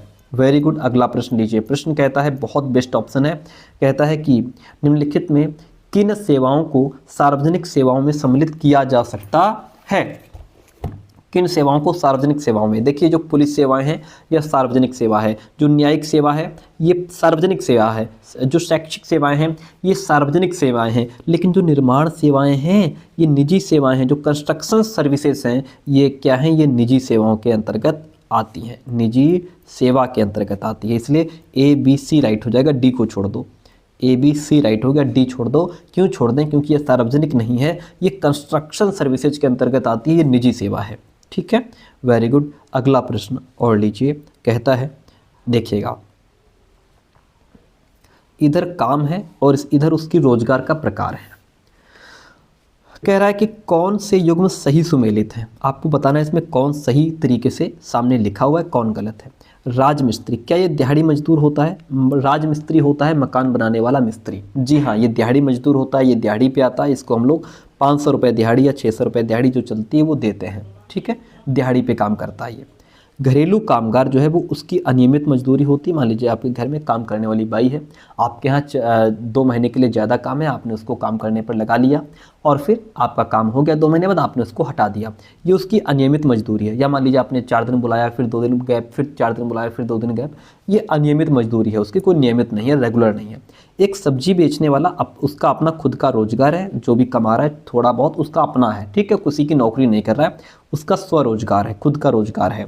दुकान में सुपरवाइजर, ये क्या व्यवसाय है? नहीं, दुकान में जो सुपरवाइजर है ये उसका नौकरी पेशा हो जाएगा। क्या हो जाएगा सर? ये उसका नौकरी पेशा हो जाएगा, क्योंकि यहाँ पे वो व्यवसायी नहीं है, वो तो दूसरे के अंतर्गत खुद नौकरी कर रहा है, खुद काम कर रहा है। क्योंकि व्यवसायी वो होता है जिसके पास स्वयं का व्यापार होता है, खुद का व्यापार होता है, खुद का बिजनेस होता है, वो होता है व्यवसायी। तो यहाँ पे ए बी सी तो ठीक है, डी गलत है। अगर यहाँ पे नौकरी पेशा लिखा होता तब ये भी राइट हो जाता, ए बी सी राइट हो जाएगा। ए बी सी जो है वह राइट हो जाएगा। बहुत बढ़िया। अगला प्रश्न लीजिए। ऑफिस जाने वाली महिला जिसे वेतन और सम्मान मिलता है, उसके द्वारा जो परफॉर्मेंस ऑफिस संबंधी काम की तुलना में घरेलू महिला के द्वारा जो परफॉर्मेंस या निष्पादित काम है, जो किया गया काम है, वो अनदेखा और अनपेड माना जाता है। जिसके पीछे के संभाव्य कारण की जांच करिए। क्या कारण है उसके पीछे? देखिए, आपके गांव में, मोहल्ले में, पड़ोस में अगर कोई महिला ऑफिस जाने लग जाए तो 4 लोग कहते हैं देखो उसकी बेटी महीने के भले उसको 10-12 हज़ार मिल रहे हैं, देखो 12,000 रुपये महीने कमाने लग गई, ऑफिस जा रही है, वहाँ काम करती है।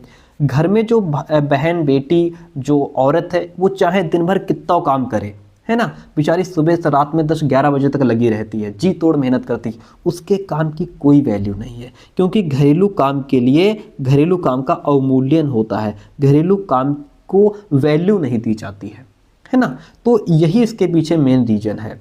जो ऑफिस का काम है उसको काम माना जाता है। आप अगर ऑफिस जाते हैं तो शाम को आकर के घर पे रौब दिखाते हैं कि हम काम करके आए हैं, लेकिन घर की महिला कितना काम कर रही है वो किसी को नज़र नहीं आता। अगर हम किसी को, मान लीजिए ये लेडीज यहाँ पे 12,000 कमा रही थी और घर में जो लेडीज है वो अगर वो काम कर रही है, अगर किसी को 24,000 देकर के वो काम कराओ तब भी वो ना करे जो वो काम कर रही है, लेकिन उस औरत की वैल्यू नहीं है, इसकी वैल्यू है क्योंकि ये ऑफिस का काम कर रही है। तो यहाँ पे जो घर का काम होता है ना उसकी कोई वैल्यू नहीं मानी जाती, उसको अनपेड माना जाता है। घरेलू काम का अवमूल्यन होता है, इसीलिए जो है उसके काम को अनदेखा और अदत्त माना जाता है। ऑप्शन सेकंड राइट हो जाएगा। अगला प्रश्न लीजिए। अगला प्रश्न कहता है कि सभी व्यक्ति कानून की दृष्टि में समान हैं। इसका मतलब क्या है? इसका मतलब ये है सर कि सभी नागरिकों को अपने सामाजिक आर्थिक स्तर के अनपेक्ष समान कानून का पालन करना होगा। कानून की दृष्टि में किसी भी व्यक्ति के साथ उसकी नस्ल, वर्ण, धर्म, जाति अथवा जेंडर के आधार पर भेदभाव नहीं किया जा सकता है। असमानताएं समाप्त हो गई हैं? नहीं, ये गलत है। आज भी असमानताएं व्याप्त हैं। सभी व्यक्ति कानून की दृष्टि में समान हैं। ये समस्त नागरिकों के लिए निष्पक्ष अवसर और गौरवमय जीवन सुनिश्चित करता है कि सभी लोग कानून की नज़र में समान हैं। गलत करोगे तो क्या होगा?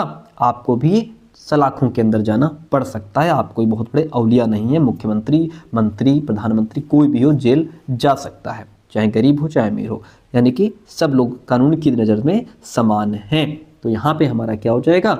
ऑप्शन इसमें सी कट जाएगा, बाकी राइट हो जाएंगे। ए बी डी राइट हो गया, ए बी डी राइट हो गया। सी क्यों कट गया? क्योंकि कह रहा है असमानताएं समाप्त हो गई। नहीं, असमानताएं प्यारे दोस्तों आज भी व्याप्त हैं, ठीक है, इसलिए ये ऑप्शन हमारा हट जाएगा और हम आगे बढ़ेंगे नेक्स्ट प्रश्न की तरफ। प्रश्न कहता है भारतीय नागरिकों को अनुदत्त किस मौलिक अधिकार की परिधि के अंतर्गत सर्वोच्च न्यायालय ने भोजन का अधिकार, निजता का अधिकार, प्रदूषण मुक्त जल, वायु के अधिकार की व्याख्या की है?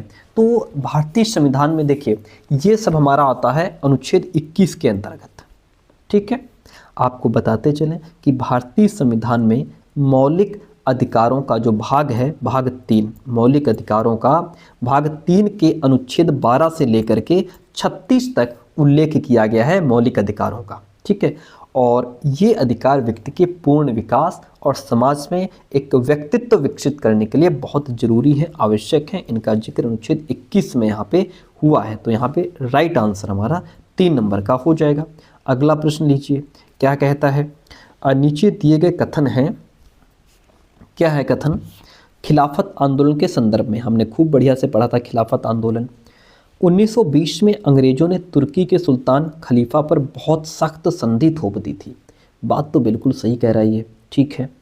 भारतीय मुसलमान चाहते थे कि पुराने ओटोमन साम्राज्य में स्थित पवित्र मुस्लिम स्थानों पर खलीफा का नियंत्रण नहीं होना चाहिए था। ये गलत है, क्योंकि मुसलमान चाह रहे थे कि ओटोमन साम्राज्य में स्थित पवित्र मुस्लिम स्थानों पर खलीफा का नियंत्रण होना चाहिए, ऐसा चाह रहे थे, इसलिए ये गलत हो जाएगा। ए राइट हो जाएगा। ए सही है, कहाँ गया? ए सही है परंतु बी गलत है। क्या हो जाएगा? ए सही है परंतु बी गलत है। चाहो तो यहाँ पे पढ़ लो भैया, ये लिखा देखो खिलाफत आंदोलन। देखिए कह रहा है कि 1920 में अंग्रेज़ों ने तुर्की के सुल्तान खलीफा पर बहुत सख्त संधि थोप दी थी, ठीक है। भारतीय मुसलमान ये भी चाहते थे कि पुराने ऑटोमन साम्राज्य में स्थित पवित्र मुस्लिम स्थानों पर खलीफा का नियंत्रण बना रहना चाहिए, ठीक है। तो ये बात दोनों ही ऑप्शन हमारे क्लियर हो गए। ए सही है, बी गलत है। हो सकता है अगली बार इस बार पेपर में ये वाला ऑप्शन रख दे, तो ध्यान रखिएगा ये चाहते थे कि खलीफा का नियंत्रण बने रहना चाहिए। अगला प्रश्न लीजिए। प्रश्न कहता है 1883 में इल्बर्ट बिल के लागू करने पर विरोध हुआ। क्यों विरोध हुआ? क्योंकि भारतीयों ने इसका विरोध किया, क्योंकि इस बिल ने ब्रिटिश सरकार को बिना सबूत के भारतीयों पर मुकदमा चलाने की छूट दे दी थी। नहीं, गलत है। अंग्रेज़ों ने इस बिल का विरोध किया, ये बात सही है। अंग्रेज़ों ने इस बिल का विरोध किया क्योंकि अब जो है कि भारतीय भी ब्रिटिश या यूरोपीय व्यक्तियों पर मुकदमा चला सकते थे, इसीलिए अंग्रेज़ों ने इसका विरोध किया था। ये ऑप्शन ठीक है। बिल ने अंग्रेज और भारतीय न्यायाधीशों के बीच समानता स्थापित करने का प्रयास किया था। ये भी ठीक है। बिल भारतीय लोगों के प्रति नस्लवादी नज़रिया रखता था। नहीं, ये काट दो, सिर्फ बी और सी राइट हो जाएगा इसमें, बी और सी ऑप्शन राइट हो जाएगा। हम यहाँ पे और पढ़ लेंगे। देखिए, कहता है कि 1883 में सरकार ने इल्बर्ट बिल लागू करने का प्रयास किया। इसको लेकर के काफ़ी हंगामा हुआ। इस विधेयक में प्रावधान किया गया था कि भारतीय न्यायाधीश भी ब्रिटिश या यूरोपीय व्यक्तियों पर मुकदमा चला सकते हैं।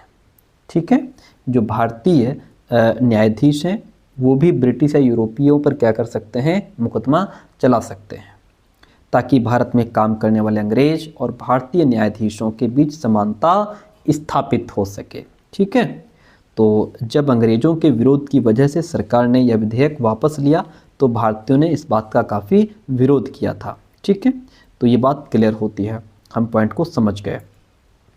अगला प्रश्न लीजिए। प्रश्न कहता है कि निम्नलिखित में से कौन सा महाजनपदों के नियमित रूप से टैक्स वसूलने के संदर्भ में सही नहीं है। हमको इसमें क्या करना है प्यारे दोस्तों, गलत ढूंढना है। ढूंढिए गलत। कहता है ज़्यादातर फसलों पर टैक्स उपज का आधा हिस्सा निर्धारित होता था। नहीं, गलत है, इसका जिक्र हमें कहीं नहीं मिलता है। चरवाहों को जानवरों या उनके उत्पाद के रूप में टैक्स देना पड़ता था। सही बात है। व्यापार में खरीदी और बेची जाने वाली वस्तुओं पर भी टैक्स लगाया जाता था।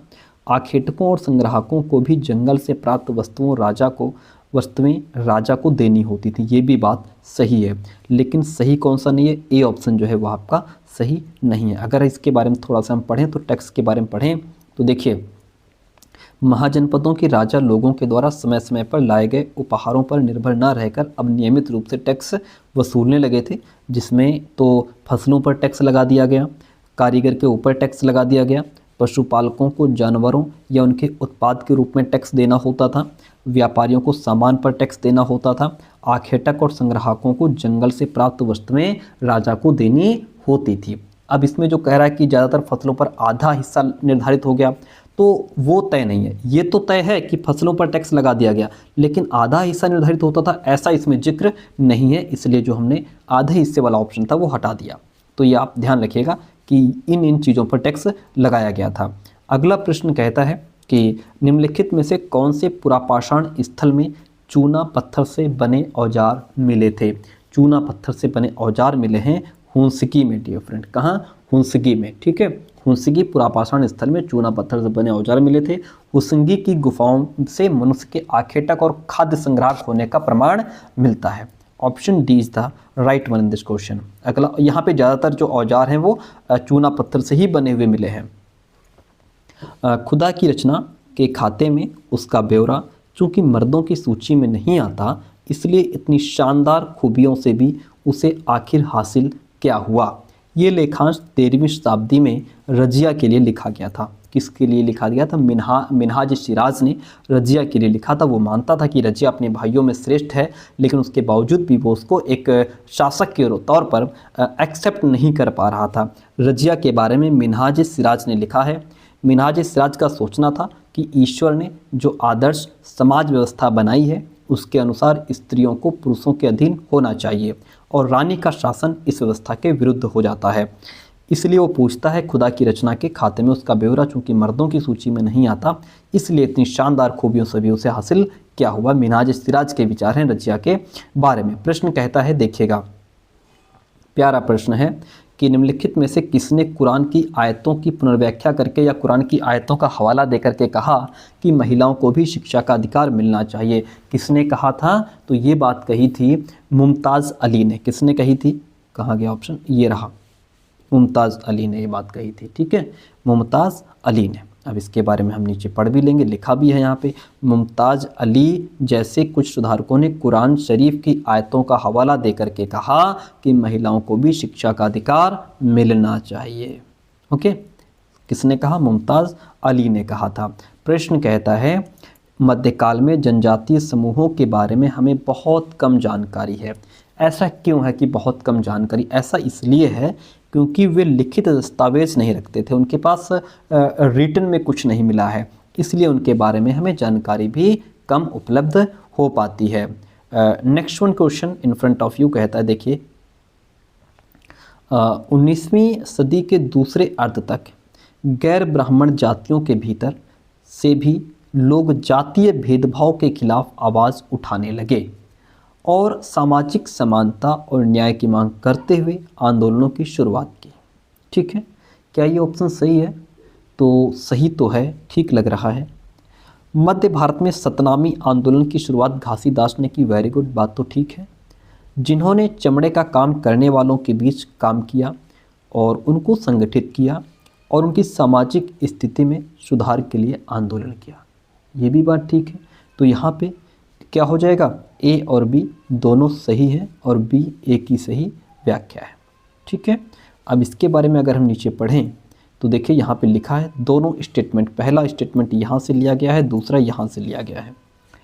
कह रहा है समानता और न्याय की मांग के बारे में 19वीं सदी के दूसरे हिस्से तक गैर ब्राह्मण जातियों के भीतर से भी लोग जातीय भेदभाव के खिलाफ आवाज़ उठाने लगे थे। उन्होंने सामाजिक समानता और न्याय की मांग करते हुए आंदोलन शुरू कर दिए थे।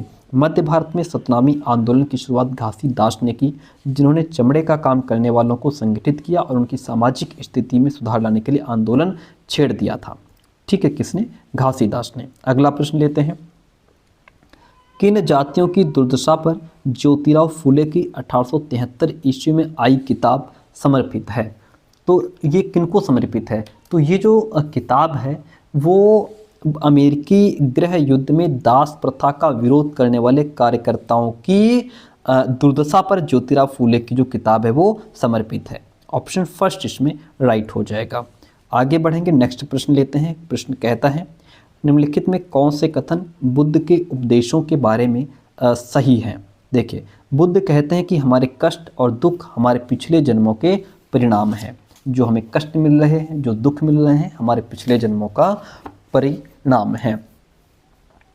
ठीक है, हमारे कष्ट और दुख हमारी लालसाओं और इच्छाओं की वजह से हैं, ऐसा महात्मा बुद्ध ने कहा है। तो इसलिए एक खुशहाल जीवन के लिए बुद्ध के सभी फॉलोअर्स को उनके उपदेशों को मानना और पालन करना आवश्यक था। ये इसमें उपदेश के अंतर्गत नहीं आता है। ए और बी राइट हो जाता है। ए और बी राइट हो जाता है। यहाँ पे अगर हम बुद्ध के बारे में थोड़ा सा पढ़ें तो देखिए क्या लिखा है। बुद्ध ने शिक्षा दी कि ये जीवन कष्टों और दुखों से भरा हुआ है और ऐसा हमारी इच्छा और लालसाओं जो हमेशा पूरी नहीं हो सकती उनकी वजह से होता है। कभी कभी हम जो चाहते हैं वो प्राप्त कर लेने के बाद भी संतुष्ट नहीं होते हैं और अधिक वस्तुओं को पाने की इच्छा करने लगते हैं। बुद्ध ने इस लिप्सा को तृष्णा कहा है। क्या कहा है? तृष्णा कहा है। बुद्ध मानते थे कि हमारे कर्मों के परिणाम, चाहे वे अच्छे कर्म हों या बुरे कर्म हों, वो हमारे वर्तमान जीवन के साथ साथ बाद के जीवन को भी प्रभावित करते हैं। यानी प्रेजेंट पर फ्यूचर डालने के साथ साथ प्रेजेंट पर जो है कि प्रभाव डालने के साथ साथ फ्यूचर पर भी प्रभाव डालते हैं। बुद्ध ने अपनी शिक्षा लोगों को प्राकृत भाषा में दी, इससे सामान्य लोग भी उनके संदेशों को समझ सकते हैं। नेक्स्ट क्वेश्चन, 16वीं और 17वीं शताब्दियों में यूरोपीय बाजारों में भारतीय कपड़ों की मांग में तेजी आने से भारत के बुनकरों में निम्नलिखित परिवर्तन आए। क्या परिवर्तन आए? देखिए, परिवर्तन ये आए, एक तो अधिक से अधिक लोगों ने कताई, धुलाई, रंगाई का धंधा अपना लिया, क्योंकि अब जो है यूरोपीय बाज़ारों में भारतीय कपड़ों की मांग बढ़ गई थी, जिससे लोगों ने ये सब चीज़ें अपना ली। ठीक है, और दूसरी बात, शिल्पकारों के कामकाज में स्वतंत्रता में बढ़ोतरी नहीं, डिज़ाइनों में बहुलता और शिल्पकारों की कलात्मकता में बढ़ोतरी हुई नहीं, एजेंटों से पहले ही पेशगी लेकर काम करने की नई प्रणाली भी विकसित कर ली गई थी। इसलिए ए और डी आपके जो ऑप्शन है वो राइट हो जाएंगे। ए और डी राइट हो जाते हैं। नेक्स्ट क्वेश्चन कहता है कि जैसे जैसे नील का व्यापार बढ़ा, व्यावसायिक प्रतिनिधि और कंपनी के कर्मचारी भी नील उत्पादन में निवेश करने लगे। हमने इसको खूब अच्छे से पढ़ा है, बात ठीक है। जो व्यावसायिक एजेंट थे और वो प्लस जो कंपनी के जो कर्मचारी थे वो भी नील के उत्पादन में पैसा लगाने लगे। इसमें होने वाले अधिक लाभ से आकर्षित होकर के बहुत से लोग स्कॉटलैंड और इंग्लैंड से भारत आए और बागान मालिक बन गए। बात तो ये भी ठीक है। जब दोनों ठीक हैं तो हम किसके साथ में जाएंगे? ए और आर दोनों सही हैं, आर ए की सही व्याख्या कर रहा है। ठीक है, वेरी गुड। अच्छा, वेरी गुड। यहाँ पे हमारा क्वेश्चन ही कंप्लीट हो गए। तो प्यारे दोस्तों, कैसे रहे आज के ये क्वेश्चंस? प्लीज़ आप वीडियो को लाइक और कमेंट करके बता दीजिएगा कि क्वेश्चंस कैसे रहे, क्लास कैसी रही, ठीक है, क्योंकि हमने बहुत आराम से बहुत अच्छे से पढ़ाने का प्रयास किया है। उसके बावजूद भी कहीं पर अगर आपको कुछ लगता है ऊपर नीचे तो आप कमेंट करके बता सकते हैं। आपके कमेंट का दिल से क्या है, आपके कमेंट का दिल से स्वागत है, ठीक है। देखते हैं कितने लोग लाइक और कमेंट करके जाते हैं। ओके, मिलते हैं बहुत जल्दी नेक्स्ट क्लास में।